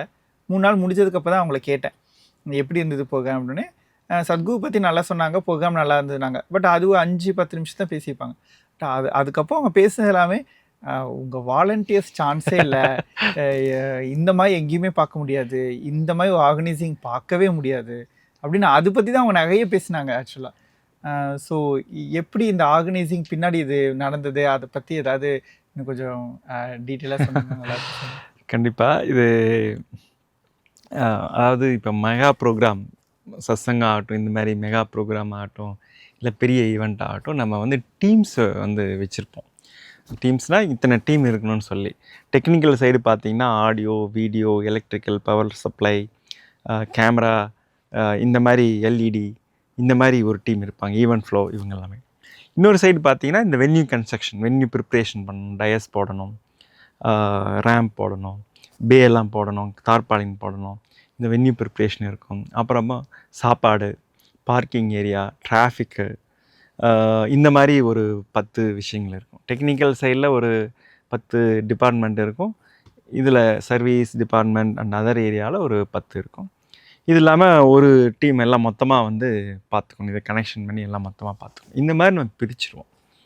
ஸோ பிரிச்சுட்டு இதில் வந்து ஒவ்வொரு ஏரியாவுக்கும் ஒரு லீடு இருப்பாங்க. அப்புறம் ஒரு 4 ஏரியாவை சேர்ந்து ஒரு கிளஸ்டர் கோஆர்டினேட்டர்னு போட்டுருவோம். ஸோ டெக்னிக்கலில் ஒரு 2-3 கிளஸ்டர் கோஆர்டினேட்டர், இந்த பக்கம் ஒரு கிளஸ்டர் கோஆர்டினேட்டர், அப்புறம் ஓவரால் டீம் ஒன்று இருக்கும். ஸோ ஸ்ட்ரக்சர் வந்து பார்த்திங்கன்னா சிம்பிள் தான். ஓவரால் டீம், கிளஸ்டர், அதுக்கு கீழே இந்த இண்டிவிஜுவல் டிபார்ட்மெண்ட் இவ்வளோ தான் இருக்கும். ஆனால் ஒரு 20-25 டிபார்ட்மெண்ட் இருக்கும். ஸோ இதை வந்து நம்ம வாலண்டியர்ஸ்கிட்ட சொல்லுவோம். இந்த மாதிரி யாருக்கு வந்து எது விருப்பம் கையை தூக்குவாங்க. நான் இதில் இப்போல்லாம் வந்து அதிலே ஃபில் பண்ணிடுறாங்க, ஆன்லைன்லலாம் ஃபில் பண்ணிடுறாங்க. ஸோ அவங்களுக்கு கேட்போம், நம்ம யாருக்கு எந்த ஏரியாவில் பண்ணணும் அப்படின்லாம் கேட்போம். ஒவ்வொருத்தரும் ஒவ்வொன்று வந்து சொல்லுவாங்க. ஸோ அப்போ வந்து நீங்கள் பார்த்தீங்கன்னா ஒரு 15-20 டீம் வந்து நம்ம பிரிச்சுருவோம். சில டீம் வந்து ரொம்ப ஸ்ட்ரென்த்தாக இருக்கும், சில டீம் வந்து பார்க்கிங் டீம்லாம் ரொம்ப வீக்காக இருக்கும். ஏன்னா பார்க்கிங்கில் போய் யார் நிற்கிறது யோசனை பண்ணுவாங்க. ஸோ வீக்காக இருக்கும். அப்புறம் நம்ம அதுக்கு கொஞ்சம் பேர் மறுபடியும் கேட்டோம்னா கொஞ்சம் பேர் வருவாங்க. ஸோ இந்த மாதிரி ஒரு ஃபார்முலா நம்ம வச்சுருக்கிறோம். அது மாறும், ஒவ்வொரு இடத்துக்கும் தகுந்த மாதிரி நம்ம மாற்றிக்குவோம். அதை பெரிய கார்ப்பரேட் ஈவெண்ட் மேனேஜ்மெண்ட் பண்ணுற வேலை மாதிரி. ஆமாம், நீங்கள் அப்படி பண்ணால் தான் உங்கள் அப்பா சொன்ன ரிசல்ட் வந்து வரும், இல்லைன்னா வந்து வராது. நம்ம வந்து எல்லா வாலண்டியர்ஸுக்கும் விஷயம் தெரிஞ்சவங்க தான், கோஆர்டினேட்டர்ஸ் விஷயம் தெரிஞ்சவங்க தான். அவங்க வந்து அந்த மாதிரி ஒரு ஃபார்முலா அப்ளை பண்ணும்போது ரிசல்ட் வந்து அப்படி வரும். என்ன கார்ப்பரேட்டில் வந்து ஒரு விதமாக பண்ணுவாங்க, இங்கே தன்னார்வத்தோட வாலண்டியரிங்கோட ஒரு அர்ப்பணிப்போடு வந்து நம்ம பண்ணுறோம். அதனால் இதில் வந்து அந்த உணர்வு வந்து வேறு வித்தியாசமாக இருக்கும். இதில் சாமி சத்குரு என்ன சொன்னாங்க, இந்த சத்சங்கம் முடிஞ்சதுக்கப்புறமோ இல்லை இந்த மெகா ப்ரோக்ராம்லாம் முடிஞ்சதுக்கப்புறமோ ஏதாவது பாராட்டுவாங்களா என்ன சொன்னாங்க? சத்குரு வந்து பாராட்டலாம் மாட்டாங்க. ஆனால் அவர் அமைதியாக எதுவும் சொல்லாமல் இருந்தாருன்னா சூப்பராக நடந்துருச்சுன்னு அர்த்தம். அப்படிதான் நான் பார்க்குறேன். ஸோ ஓகே, எதுவும் சொல்லலை, நல்லா போயிடுச்சு அப்படின்னு. பட் வேறு பக்கம் பாராட்டுவாங்க. மீட்டிங்லேயோ இல்லை வேறு இடத்துலையோ ரொம்ப நல்லா நடந்துருச்சு, எல்லாம் நல்லா பண்ணிட்டாங்கன்னு வந்து சொல்லுவாங்க. அந்த ஸ்பாட்லேயே வந்து நம்மளை கூப்பிட்டு நல்லா பண்ணிட்டான் அந்த மாதிரி இருக்காது. ஆனால் அவர் எப்படி சொல்லணுமோ அவருக்கு தெரியும், அந்த மாதிரி அவங்க சொல்லுவாங்க. சில நேரம் நம்மளை பற்றி நல்லா நல்லா பண்ணியிருக்கிறாருன்னு இன்னொருத்தங்கிட்ட சொல்லுவாங்க. நம்மகிட்ட சொல்லியிருக்க மாட்டாங்க, இன்னொருத்த அவர் நல்லா பண்ணியிருக்காருன்னு சொல்லுவாங்க. நம்ம சில நேரம் நம்மகிட்டையும் சொல்லுவாங்க, பட் ரொம்ப ரேர் தான் அது. ஸோ கண்டிப்பாக என்கரேஜ் பண்ணுற நேரத்தில் என்கரேஜ் பண்ணுவாங்க. என்ன சொல்லணுமோ அந்த நேரத்தில் வந்து அவங்க நமக்கு சொல்லிவிடுவாங்க. அதே மாதிரி மெகா ப்ரோக்ராம்லாம் நடக்கும்போது ஸ்ட்ரக்சர்லாம், ஏன்னா அவர் உங்களுக்கு தெரியும் பேசிக்காகவே அந்த இன்ஜினியரிங், சிவில் இன்ஜினியரிங் அதெல்லாம் தெரியும். அதனால் ஸ்ட்ரக்சரை பற்றியெல்லாம் சொல்லுவாங்க. இந்த ஸ்ட்ரக்சரை வந்து இப்படி பண்ணலாம், அடுத்த முறை பண்ணும்போது இந்த மாதிரி ரேம்ப் போடலாம், இந்த மாதிரி ஹைட்டில் வைங்க, இப்படிலாம் வந்து நிறையா டீட்டெயில் வந்து சொல்லுவாங்க. அதுக்கு நம்ம ரொம்ப சப்போர்ட்டிவாக இருக்கும். இப்போ 10,000 பேருக்குனா ரேம்ப் ஒரு விதமாக போடணும், 20,000 பேர் இருந்தால் அதை வேறு விதமாக வந்து போடணும். அதெல்லாம் அவர் நிறைய கைட் பண்ணுவார். இந்த மாதிரி நிறையா விஷயங்கள் வந்து கைட் பண்ணுவார். அதுமாதிரி சாப்பாடு எப்படி தர்றது அப்படின்னு பெரிய அதுக்கும் அவர் கைடன்ஸ் கொடுப்பாரு, இந்த மாதிரி தரலாம் அப்படின்னு. நம்ம இது சத்கு பல தடவை மீட்டிங்ஸில் அந்த மாதிரியே ஷேர் பண்ணியிருக்காங்க. எப்போதுமே தமிழ் மக்கள் எனக்கு ரொம்ப நெருக்கமானவங்க அப்படிங்கிற மாதிரி சத்கு ஷேர் பண்ணியிருக்காங்க. ஏன்னா இந்த தமிழ்நாட்டில் நடந்த செயல்களை பார்த்தாலும் அப்படி தான் இருக்குது. பெரிய பெரிய மகா சத்சங்களாக இருக்கட்டும், இந்த மாதிரி மெகா ப்ரோக்ராம்ஸாக இருக்கட்டும், தமிழ் மக்களுக்கு சத்கு நிறைய அவங்கள ஆஃபர் பண்ணியிருக்காங்க. உங்ககிட்ட ஏதாவது இந்த தமிழ் பீப்புளை பற்றி ஏதாவது சத்கு ஷேர் பண்ணியிருக்காங்களா? இல்லை சத்கு எப்படி இந்த தமிழ் பீப்புளை பார்க்குறாங்கன்னு நீங்கள் நினைக்கிறீங்க? சத்குரு அடிக்கடி சத்சங்கத்திலே சொல்லியிருக்காங்க, தமிழ் மக்கள் வந்து என்னோட மூச்சு, தமிழ் காற்று என்னுடைய உயிர் மூச்சு, எல்லாம் வந்துருச்சு, தமிழ் மட்டும்தான் கொஞ்சம் வரலின்னு சொல்லுவாங்க. ஸோ தமிழை பொறுத்த வரைக்கும் அவங்களுக்கு ரொம்ப தொடர்பு இருக்குது. ஏன்னா சத்குரு வந்து 3 பிறவியாக வந்து அதுக்கப்புறம்தான் தியானலிங்கம் வந்து பிரதிஷ்டை பண்ண முடிஞ்சுது. இதுக்கு முன்னாடி அவங்க ஸ்ரீ பிரம்மாவாக இருந்தப்போ, சத்குரு ஸ்ரீ பிரம்மாவாக இருந்தப்போ ஆனால் தமிழில் தான் அவங்க எல்லா சாங்கும் தமிழில் செந்தமிழில் இருக்கும். இன்னும் கூட அந்த சாங்ஸ் எல்லாம் நல்லா இருக்குது. ஊட்டியில் அந்த நீலகிரியில் எல்லாமே அந்த சாங்ஸ் எல்லாம் படிச்சுட்ருக்காங்க. இன்னும் எல்லாமே செந்தமிழில் தான் இருக்கும். அதே மாதிரி சத்குரு அவங்க குருவை சந்தித்ததும் வெள்ளிங்கிரி மலையில் தமிழ்நாட்டில் தான் வந்து அது நடந்தது. ஸோ இந்த ஒரு பகுதியில் எல்லாமே நிகழும்போது தமிழில் எப்படி தொடர்பு இல்லாமல் போயிடும்? ஸோ சத்குரு வந்து தமிழுக்கு ரொம்ப ஆழமான தொடர்பு இருக்குதுன்னு அவங்க சொல்லியிருக்கிறாங்க. அவங்க முன்னாடி எழுதின பாட்டு எல்லாமே தமிழில், சத்குரு ஸ்ரீ பிரம்மா எழுதின பாட்டு எல்லாமே தமிழில் தான் இருக்குது. ஸோ அதனால தான் தியானலிங்கம், ஈஷா யோகா மையம் ஹெட் குவார்ட்டரே இங்கே தானே இருக்குது. சத்குரு சொன்னாங்க ஆதியோகி நிறைய இடத்துல வைக்கலாம், லிங்க பைரவி எல்லாம் எல்லா இடத்துலையும் பண்ணலாம், எல்லாமே எல்லா இடத்துலையும் பண்ணலாம், ஆனால் தியானலிங்கம் ஒன்று தான், அது தமிழ்நாட்டில் தான் இருக்குது. ஏன்னா அவங்க குருவை அவங்க சந்தித்த இடம் அந்த வெள்ளிங்கிரி மலை, அந்த மலையடி வாரத்திலேயே கோயிலெல்லாம் வச்சு தமிழ்நாட்டில் தான் எல்லாமே இருக்குது. ஸோ ஆழமான தொடர்பு இருக்குது. சாமி, இப்போ சத்குரு குரு அப்படிங்கிறதெல்லாம் தாண்டி அவங்கள சுற்றி இருக்க மனிதர்கிட்ட அவங்க காட்டுற அந்த அக்கறை, அந்த கேர், பர்சனல் கேர், இதெல்லாம் நிறைய டைம் மற்றவங்க சொல்லி கேட்கும்போது ரொம்ப பிரமிப்பாக இருக்கும். அந்த மாதிரி ஏதாவது நீங்கள் எக்ஸ்பீரியன்ஸ் பண்ணியிருக்கீங்களா? இல்லை மற்றவங்களுக்கு சத்குரு காட்டுற அந்த கேரை நீங்கள் பார்த்துருக்கீங்களா? அது கேர்ன்னு நீங்கள் சொல்கிறீங்க, சுற்றி இருக்கிறவங்க மேலே அவர் கேர் காமிக்கிறாரு அப்படின்னு. அது கேர்னு சொல்கிறத விட அது கருணைன்னு தான் சொல்லணும். நான் ஒரு இன்சிடெண்ட்டோட சொல்கிறேன். அது வள்ளுவர் கோட்டத்தில் வந்து இது நடந்தது. ஒரு 3500 பேர் வாலண்டியர்ஸ் வந்து இருக்கிறாங்க. அப்போது நிறையா கேள்வியெல்லாம் கேட்குறாங்க. அதில் சத்குரு ஒரு பதில் சொல்கிறார். கேள்வி எந்த மாதிரி கேள்வி அப்படின்னா, இந்த மாதிரி உங்கள் கூட வந்துட்டோம், எங்களுக்கு என்ன நடக்கும், சம்திங் அந்த மாதிரி ஒரு கேள்வி. சத்குரு சொல்கிறாங்க, எப்போ என் முன்னாடி வந்து நீங்கள் உட்காந்துட்டீங்களோ, 3500 பேருக்கு சொல்கிறார், எப்போ என் முன்னாடி வந்து நீங்கள் உட்காந்துட்டீங்களோ, எங்கள்கிட்ட தீட்சை வாங்கிட்டீங்களோ, உங்களுக்கு மறுபிறவி கிடையாது. மறுபடியும் நீங்கள் பிறக்கணும், இந்த மாதிரி மனித வாழ்க்கை பிறப்பு ஏற்பணும் வந்துகிட்டே இருக்கணும் அப்படின்னா என் முன்னாடி வந்து உட்காராதீங்க. அதேமாதிரி யாருக்கெல்லாம் அந்த மாதிரி ஆசை இருக்குதோ, பிறப்பு இறப்புன்னு வந்துகிட்டே இருக்கணும்னு நினைக்கிறாங்களோ அவங்களும் என் முன்னாடி கொண்டு வராதீங்க அப்படின்னு சொன்னார். அதாவது என்ன சொல்கிறாருன்னா, அவர் முக்திக்கு கேரண்டி தர்றார், என்லைட்மெண்ட்டுக்கு கேரண்டி தர்றார். இதுதான் என் முன்னாடி வந்துட்டு இதுதான் கடைசி பிறப்பு அப்படின்னு சொன்னார். எனக்கு பயங்கர ஷாக்கு. இப்படி ஓப்பனாக சொல்லியிருக்காரு, நிறையா முறை சொல்லியிருக்காரு, கேட்டிருக்கோம். இப்படி 3500 பேர் வாலண்டியர்ஸ் முன்னாடியே சொல்கிறாரே அப்படின்னு. அப்புறம் மறுபடியும் அடுத்த நாள் அந்த மாதிரி மீட்டிங் நடக்கும்போது நாங்கள் கொஞ்சம் பேர் இருந்தப்போ கேட்டோம், இவர் இந்த மாதிரி எல்லாருக்கும் ஒரு கேரண்டி மாதிரி சொல்கிறீங்க, சோம்பேறி ஆகிட மாட்டாங்களா அப்படின்னு ஒரு டிஸ்கஷன். அப்போ சத்குரு சொன்னாங்க, கருணைக்கு பேதம் இல்லை அப்படின்னு சொன்னாங்க. கருணைக்கு வந்து பேதம் கிடையாது. இவர் அவர் உயர்ந்தவன் தாழ்ந்தவன் நல்லவன் கெட்டவன் கிடையாது, எல்லாருக்கும் ஒன்று தான் அப்படின்னு சொன்னாங்க. ஸோ அந்த மாதிரி ஒரு நிலையில் இருக்கிற மனிதருக்கு கேர் எங்கே வந்தது? கருணை தான். அவன் பக்கத்தில் இருந்தவே கருணை தான். சில நேரம் இப்படி பேசுவாங்க, அப்படி பேசுவாங்க, அதெல்லாம் இருக்கலாம். ஆனால் கருணையாக எப்போவுமே அவர் கிரேஸ் கருணையோடு இருக்கும்போது அந்த கேருங்கிறது தானாகவே வந்துடும். அப்படி தான் நான் பார்க்குறேன். ஸோ இது வந்து ஒரு அவருக்கு மட்டும் இல்லை, இப்போ அவர் சொல்லி சொல்லி யாரெல்லாம் அவர் கூட இருக்கிறோமோ வாலண்டியர்ஸு எல்லாருக்கும் அந்த மாதிரி ஒரு வந்துடுது. இப்போ கிளாஸ் பண்ணாவே சொல்கிறாங்க தானே, நீங்கள் உங்களுக்குள்ள ஒரு சேஞ்ச் தெரியுது அப்படின்னு சொல்கிறாங்க தானே. அதுதான் அந்த கருணையிலேருந்து அப்படியே போகுது எல்லாருக்கும். சாமி, இப்போ தொடர்ந்து ஒரு 16-17 வருஷமாக நீங்கள் வெளியில் போய் கிளாஸஸ் கண்டக்ட் பண்ணிவிட்டு வாலண்டியர்ஸோடவே இருந்து இந்த ஈஷா யோகா ப்ரோக்ராம் ஆஃபர் பண்ணிட்டு இருந்தீங்க. அப்போது அடுத்த சில வருடங்களில் ஆஷ்ரம் ப்ரோக்ராம்ஸு, ஆஷ்ரமில் இருக்க இந்த அட்மினிஸ்ட்ரேஷன் சைடு, அங்குள்ள ப்ரோக்ராம்ஸை ஹேண்டில் பண்ணுறது, இந்த மாதிரி பொறுப்பெடுத்து பயணிச்சிட்ருக்கீங்க. ஸோ இந்த ஷிஃப்ட் நீங்கள் எப்படி பார்க்குறீங்க? வெளியில் ஒரு ப்ரோக்ராம்ஸ் ஆர்கனைஸ் பண்ணுறது, உள்ளே பண்ணுறது, இதை நீங்கள் எப்படி பார்க்குறீங்க சார்? சத்குரு ஏதோ ஒன்று சொன்னாங்கன்னா அது நம்ம பண்ணுறது தான். எது சொன்னாலும் அவங்க என்ன சொன்னாங்கன்னா, ரொம்ப நாள் ட்ராவல் பண்ணிட்டீங்க, இப்போ ஆஷ்ரமில் நடக்கிற அட்வான்ஸ் ப்ரோக்ராம் ஈவெண்ட்ஸு இதெல்லாம் வந்து பார்த்துக்கங்க அப்படின்னு வந்து சொன்னாங்க.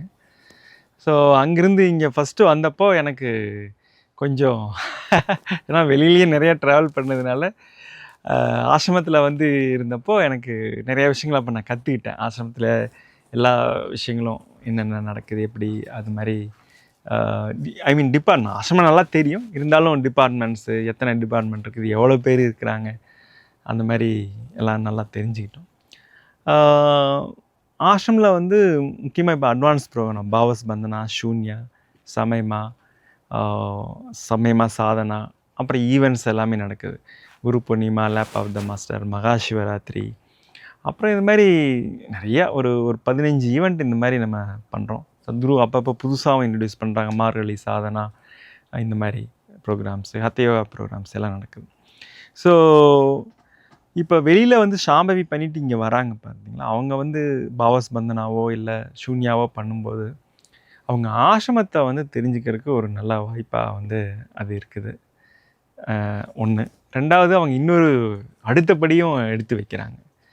பாவஸ் பந்தனாவை பற்றி சொல்லும்போது சத்குரு சொல்லும்போது என்ன சொன்னாங்கன்னா, ஒரு சில மகான்களே முதல்ல அவங்க இனிஷியல் ஸ்டேஜில் இதை உணர்றதுக்கு 16 வருஷம்லாம் ஆயிருக்கு அவங்களுக்கு. அந்த மாதிரி டைம் எடுத்து அவங்க உணர்ந்துருக்குறாங்க. பட் இங்கே 3.5 days ஏதோ ஒரு மொமெண்ட்டை நம்மளை உணர வைக்கிறாங்க சார். இது எவ்வளோ பெரிய விஷயம். அதனால் இந்த மாதிரி ஒரு வகுப்பு ஆர்கனைஸ் பண்ணுற வாய்ப்பு வந்து நமக்கு கிடைக்குதுங்கிறது ரொம்ப சந்தோஷம். அதுமாதிரி அவங்க வந்துட்டாங்கன்னா, பாவஸ் பந்தனா வந்துட்டாங்கன்னா, திரும்பி முடிஞ்சு போகும்போது கண்டிப்பாக புது பிறவி அதான் போகிறாங்க. உங்களுக்கு தெரியும், பாவஸ் பந்தனா பண்ணவங்களுக்கு தெரியும். ஸோ இந்த மாதிரி ஒரு மாற்றம் வந்து நடக்குது இல்லையா, எவ்வளோ பெரிய விஷயம். 3.5 நாள் எப்படி மாறி போகிறாங்க. அந்த ஸ்ட்ரக்சர் எல்லாமே சத்குரு உருவாக்கிட்டாங்க. அதை நம்ம ஜஸ்ட்டு வந்து அதை இம்ப்ளிமெண்ட் பண்ணணும், அவ்வளோதான். அது பெரிய வாய்ப்பு தான். அது சாமி, இது ஒரு சத்சங்கத்தில் சத்குரு சொல்லி கேட்டிருக்கேன். அதாவது ஆஷ்ரமோட இன்ஃப்ராஸ்ட்ரக்சர் வந்து இன்னும் ஃபியூ இயர்ஸில் டெய்லி 20,000 25,000 பேராவது வந்து ப்ரோக்ராம்ஸ் அட்டன் பண்ணிட்டு போகிற மாதிரி நம்ம இன்ஃப்ராஸ்ட்ரக்சர், அதுக்கான சூழ்நிலை எல்லாம் க்ரியேட் பண்ணணும் அப்படின்னு சொல்லியிருக்காங்க. ஸோ இதை பற்றி உங்ககிட்ட ஏதாவது ஷேர் பண்ணியிருக்காங்களா? ஸோ நம்ம அந்த டைரெக்ஷனில் போயிட்டுருக்கோமா எப்படி சாமி? கண்டிப்பாக சத்குரு வந்து நிறைய விஷன் வச்சுருக்கிறாங்க. முக்கியமாக இன்ஃப்ராஸ்ட்ரக்சரை பொறுத்த வரைக்கும் நம்ம நிறையா பண்ணணும் அப்படின்னு சொல்லி நமக்கு இப்போ இருக்கிற ஸ்பந்தா ஹால் மாதிரி கிட்டத்தட்ட ஒரு ஒரு 7லேருந்து 10 ஸ்பந்தா ஹால் வேணும். ஆதியோகி ஆலயம் மாதிரி இன்னும் ஒரு 3 ஆதியோகி ஆலயம் வேணும். இந்த மாதிரி இருந்ததுன்னா நம்ம வந்து கொஞ்ச நாளையிலேயே மேபி முதல் வருஷம் வந்து நம்ம கொஞ்சம் ஸ்ட்ரகிள் ஆகலாம் அதை ஃபில் பண்ணுறதுக்கு. பட் கொஞ்ச நாளையிலேயே வந்து நமக்கு 1 வருஷம் 2 வருஷத்துலேயே இந்த 7-8 ஹால் ஆதியோகி ஆலயமெல்லாம் நம்ம ஃபில் பண்ண முடியும். அந்தளவுக்கு வந்து தேவைகள் இருக்குது. அந்த அளவுக்கு கண்டிப்பாக வந்து தேவைகள் இருக்குது. இப்போ நீங்கள் பார்த்தீங்கன்னா இந்த பாவாஸ்மந்தன் ஆகட்டும், சூன்யா ஆகட்டும், நம்ம எவ்வளவு தேவை இருக்குதோ அதில் பாதி தான் நம்மளால் கொடுக்க முடியுது. பட் அதற்கான ஏற்பாடுகள் இப்போ நடந்துகிட்ருக்குது. இனி எல்லாருக்குமே அந்த வாய்ப்பு வந்து கிடைக்க ஆரம்பிச்சிடும். எல்லாருக்குமே வந்து வந்துடும். ஸோ எல்லாருமே அட்வான்ஸ் ப்ரோக்ராம் பண்ணலாம். அது மட்டும் இல்லாமல் சேத்ராக்னான்னு சொல்லி ஒரு விஷயம் இருக்குது. அதில் வந்து குறைந்தபட்சம் ஒரு 5000 ஃபேமிலி வந்து அங்கேயே ஆசிரமத்திலேயே வந்து அவங்க இருக்கிற மாதிரி அந்த மாதிரிலாம் இருக்குது. இப்போ ஒரு 800லேருந்து 1000 ஃபேமிலி இருப்பாங்க கிட்டத்தட்ட. பட் அது வந்து ஒரு 5000 பண்ணால் இன்னும் நிறைய பேருக்கு வாய்ப்பு இருக்குது. ஏன் சத்குரு இந்தளவுக்கு பண்ண நினைக்கிறாங்க அப்படின்னா, தேவை வெளியில் இருக்குது. தேவை வந்து அவ்வளோ இருக்குது. நம்ம நினைக்கலாம் யாரும் இல்லை அப்படின்னா, அப்படி இல்லை. என்ன 10 பேர்கிட்ட சொன்னால் 2-3 பேர் வராங்க, அவ்வளோதானே தவிர. பட் எல்லாருக்குமே அது தேவை இருக்குது. அந்த 2-3 பேர் தவிர மீதி 7 பேர் இருக்கிறாங்க பாருங்கள். அவங்க கொஞ்ச நாள் கழித்து வருவாங்க. 1 வருஷமோ 2 வருஷமோ கழித்து வருவாங்க. ஏன்னா நாங்கள் நிறைய கிளாஸில் கேட்டிருக்கோம், எனக்கு 10 வருஷம் முன்னாடியே சொன்னாங்க, நான் அப்போவே வந்திருக்கலாம், முட்டாள்தனம் பண்ணியிருக்கேன்னு எவ்வளோ பேர் சொல்கிறாங்க. அதனால் வந்து தேவைகள் இருக்குது. இன்ஃப்ராஸ்ட்ரக்சரும் நிறையா கொஞ்சம் கொஞ்சமாக இப்போ பண்ணிகிட்ருக்குறோம் நம்ம. பட் அது பண்ணிடுறோம். சத்குரு டெஃபினட்டாக இந்த காலத்துக்கு யோசிக்கல. அவர் இன்னும் 10-15 வருஷம் 20 வருஷத்துக்கு சேர்த்து தான். ஆமாம், கண்டிப்பாக 20 வருஷம் இல்லை, இன்னும் ரொம்ப குறைவாக சொல்கிறீங்க. சத்குருடைய விஷன் வந்து பார்த்தீங்கன்னா, இந்த ஈஷா யோகா வகுப்புகள் இந்த அம்சமே ஒரு 700-800 வருஷத்துக்கு அப்படியே போகும்னு சொல்லியிருக்காங்க. இதே மாதிரி இந்த சாம்பவி மகாமுத்ரா ப்ரோக்ராம்லாம் ஒரு 700-800 வருஷத்துக்கு அப்புறம் போகும். அதுக்கப்புறம் அப்போ இருக்கிற ஜெனரேஷன் எப்படி கொண்டு போகிறாங்களோ அது வரைக்கும். ஆனால் நம்ம ஸ்ட்ரென்த்தில், சத்குருடைய ஸ்ட்ரென்த்தில் இது அந்த அளவுக்கு வந்து போகும்னு அவங்க சொன்னாங்க. இது ஒரு விஷயம். 2வது விஷயம் வந்து தேவை இருக்குது, அதனால் பண்ணுறோம். இது வந்து வேறு வழி நம்ம பண்ணி தான் ஆகணும். மனித குலத்தை நம்ம மேம்படுத்தணும் அப்படின்னா இது பண்ணி தான் ஆகணும். இல்லைன்னா எல்லாருமே வேறு மாதிரி ஆகிடுவாங்க. நம்ம சொல்லலைன்னா யார் பேசணும், சத்குரு சொல்லுவாங்க, யார் பேசணுமோ அவங்க பேசாமல் இருந்தீங்கன்னா மனித குலமே வேறு மாதிரி ஆகிடும். சாமி, இப்போது வெளியிலேருந்து பார்க்குறாங்க, இந்த பொதுமக்கள் பார்வையில் எப்படி இருக்குன்னா, சத்குரு எப்போவுமே காஸ்ட்லி கார் ஓட்டுறாங்க, அவர் பெரிய பெரிய மனிதர்கள் இவங்களோட மட்டும் தான் பேசுகிறாங்க அப்படிங்கிற மாதிரி ஒரு பிம்பம் க்ரியேட் பண்ணுறாங்க. பட் நமக்கு தெரியும் சத்குரு எப்படி நம்ம வாலண்டியர்ஸோட எல்லாரோடையும் இருந்துருக்காங்க அப்படின்ட்டு. ஸோ அவரோட அந்த மனிதர்களோட பழக அந்த விதத்துலையோ இல்லை அவர் எளிமையாக இருக்க அந்த விஷயம், அந்த சிம்பிளிசிட்டின்னு சொல்லுவாங்கல்ல, அந்த மாதிரி ஏதாவது ஒரு விஷயம் நீங்கள் அவர்கிட்ட நோட் பண்ணியிருக்கீங்களா? எப்படி அவர் குரு அந்த மாதிரிலாம் இல்லாமல் எப்படியும் சிம்பிளிசிட்டியாக வந்து சிம்பிளாக இருக்க மக்களோட அப்படிங்கிற மாதிரி நீங்கள் ஏதாவது மூமெண்ட் நோட் பண்ணியிருக்கீங்களா? கண்டிப்பாக. ஒரு நல்ல உதாரணம் சொன்னால், நம்ம தானிகண்டின்னு ஒரு கிராமம், ஆதிவாசி கிராமம், நம்ம ஈஷா மையத்து பக்கத்தில் இருக்குது. அப்போ சத்குருவோட தான் நம்ம அங்கே போவோம், அடிக்கடி போவோம். இப்போ அவருக்கு டைம் இல்லை. இப்போ கூட டைம் இருந்தால் அவர் போவார், டைம் இல்லை. அப்போ அங்கே போகும்போது அங்கே இருக்கிற ஆதிவாசி தாத்தா பாட்டி அவங்களோடலாம் சேர்ந்து நடனம் ஆடுவார். அவங்களோட நமக்கு வந்து சாப்பிடுவோம். அவங்க ஏதாவது கேள்வி அவங்களுக்கு புரிஞ்ச அளவு கேட்டால் அதுக்கு ரொம்ப அக்கறையாக பதில் சொல்லுவார். அவங்கெல்லாம் கோயில் கேட்டாங்க, இந்த மாதிரி ஒரு கோயில் பண்ணலாம் அப்படின்னு சொல்லி, அவங்களுக்கு ஒரு கோயில் கட்டணும், அதுக்கு சத்குரு தான் ஸ்ட்ரக்சர் போட்டார், இப்படி தான் கோயில் வரணும், இந்த மாதிரி தான் பண்ணணும், ஸ்ட்ரக்சர் போட்டு கொடுத்தாங்க. ஸோ அந்த மாதிரி ரொம்ப ஒரு எளிமையான மனிதர்கள் அப்ரோச் பண்ணும்போது அந்த மாதிரி அவங்களுக்கு வந்து சொல்லுவாங்க. இப்போ கூட நீங்கள் பார்த்தீங்கன்னா சத்குரு அங்கே ஆசிரமத்தில் வரும்போதோ காரில் வரும்போது யார் இருந்தாலும் சரி, சேவாதார் போனாலும் யாராக இருந்தாலும் சரி, மனிதர்கள்னு போனால் அவங்க நமஸ்காரம் பண்ணிட்டு தான் போவார். அது யாருன்னு அவருக்கு கவலை இல்லை. ஒரு மனிதர் சக மனிதர் போகிறாருன்னா நமஸ்காரம் பண்ணிட்டு தான் போவார். So very simple. ஆனால் வெளியில் ஏன் இந்த மாதிரி ஒரு பிம்பம் இருக்குது அப்படின்னா, இப்போது பாருங்கள், நம்ம கிளாஸ்க்கு என்ரோல்மெண்ட் பண்ண போவேன், நானே போவேன், வாலண்டியர்ஸ்லாம் போவோம். ஒரு கம்பெனிக்கு போகிறோம். அந்த கம்பெனியில் வந்து ஒரு 500 பேர் வேலை பார்க்குறாங்க. அந்த கம்பெனி எம்டி கிளாஸ் பண்ணிட்டாருன்னு வைங்க, அந்த 500 பேருக்கும் எடுத்துகிட்டு போகிறது ரொம்ப ஈஸி. பாருங்கள், உங்கள் எம்ப்ளாயீஸ்க்கும் நான் கிளாஸ் பண்ணணும்னு அவர்கிட்ட கேட்டாவே 500 பேருக்கு ஈஸியாக போயிடும். அதை விட்டுட்டு நம்ம அந்த 500 பேருக்கும் போய் பேசுகிறோம்னு வைங்களேன், அது ரொம்ப டைம் எடுக்கும். அப்படி பேச தப்பு ஒன்றும் கிடையாது, பேசலாம். ஆனால் நம்ம நோக்கம் வந்து 400 கோடி பேருக்கு எடுத்துகிட்டு போகணுன்னு இருக்கிறோம் யோகா ஆன்மீகம்லாம். அப்படி இருக்கும்போது எப்படி நம்ம பண்ண முடியும்? அதனால் சத்குரு வந்து அந்த மாதிரி அவங்கள போய் பார்த்து மீட் பண்ணி பேசுகிறார். பேசக்கூடாதனால இப்போவும் வில்லேஜிலேருந்து வராங்க, மீட் பண்ணுறாங்க. கிராம புத்துணர்வு இயக்கம் நடக்குது. இப்போ கிராமோத்சவம் நடந்தது, வில்லேஜிலேருந்து வந்தவங்களுக்காக தான் அந்த கிராமோத்சவமே நடந்தது. கிராமத்தில் இருந்து வந்து விளையாட்டுங்க அவங்களோட சேர்ந்து இப்போ 1 மாதம் முன்னாடி சத்குரு விளையாண்டாங்க. அது நடந்துட்டு தான் இருக்குது. மேபி அதையும் அந்த மாதிரி இல்லாதனால அவங்க ஃபீல் பண்ணுறாங்கன்னு நினைக்கிறேன். அப்படி இல்லை, சத்குரு வந்து கிராமத்துக்கும் எல்லாம் பார்த்துட்டே தான் இருக்கிறார். கிராம மக்களோட ஒன்றா தான் இருக்கிறார். கிராமோத்சவம் ஒரு நல்ல எடுத்துக்காட்டு. அந்த மாதிரி சில ப்ராஜெக்ட்லாம் இருக்குது. இப்போ கிராம மக்களுக்காக இந்த இயற்கை விவசாயம் எல்லாம் பார்த்திங்கன்னா, நம்ம இயற்கை விவசாயத்தை பற்றி வில்லேஜ்லாம் போய் அவங்களுக்கு ஒரு விழிப்புணர்வு ஏற்படுத்துகிறோம். அந்த ரிப்போர்ட் சத்குருக்கு சொல்கிறோம். சத்குரு கைட் பண்ணுறாரு. விவசாயிகள் வந்து மீட் பண்ணுறாங்க. எல்லாம் நடந்துட்டு தான் இருக்குது. ஸோ அதனால் அந்த மாதிரி கிடையாது. ஸோ சேவ் சாயலுக்கு போனாங்க. கிட்டத்தட்ட 30,000 கிலோமீட்டர் லண்டனில் ஆரம்பித்து இங்கே வரைக்கும் வந்தாங்க. அப்போ ஒரு 25 கண்ட்ரி அந்த வழியாக வந்தாங்க. அப்போ அங்கே வந்து நம்ம பிரசிடெண்ட்டையோ பிரைம் மினிஸ்டரையோ இல்லை அந்த நாட்டோட முக்கியமான மினிஸ்டரை மீட் பண்ணாதானே அந்த நாட்டுக்கு ஏதாவது செய்ய முடியும், அந்த இம்பேக்டை ஏற்படுத்த முடியும். இப்போ பார்த்தீங்கன்னா அந்த மாதிரி போயிட்டு வந்ததில் ஒரு சில ஸ்டேட்டில், இந்தியாவிலேயே நிறைய ஸ்டேட்டில் அந்த நம்ம போன அந்த ப்ராஜெக்ட்லாம் இம்ப்ளிமெண்ட் பண்ண ஆரம்பிச்சிட்டாங்க. 4-5 கண்ட்ரியில் வந்து அதை பற்றி பேசி அடுத்த லெவலுக்கு எடுத்துகிட்டு போயிருக்கிறாங்க. ஸோ அதனால் அவங்கள மீட் பண்ணுறாங்க. யாரும் இவங்களை மீட் பண்ணக்கூடாதெல்லாம் ஒன்றும் கிடையாது. இப்போவும் நடந்துட்டு தான் இருக்குது. இப்போ சத்சங்கம் வைக்கிறாங்க வெளிநாட்டிலலாம் போய். அங்கே யார் வராங்க? பொதுமக்கள் தானே வராங்க. எல்லா ஊர்லேருந்து வராங்க, எல்லோரும் வராங்க. இப்போ கர்நாடகாவில் நடந்தது ப்ரோக்ராம்ஸ். கர்நாடகா முழுவதுலேருந்து வந்திருந்தாங்க, வில்லேஜிலேருந்து நிறைய பேர் வந்திருந்தாங்க. அது மாதிரி இல்லை. மேபி நம்ம வீடியோ வந்து அதெல்லாம் இன்னும் கொஞ்சம் அதிகமாக போடணும்னு நினைக்கிறேன். சத்குரு வில்லேஜில் இருக்கிறதெல்லாம். நீங்கள் மகாசிவராத்திரி எடுத்துக்கங்க.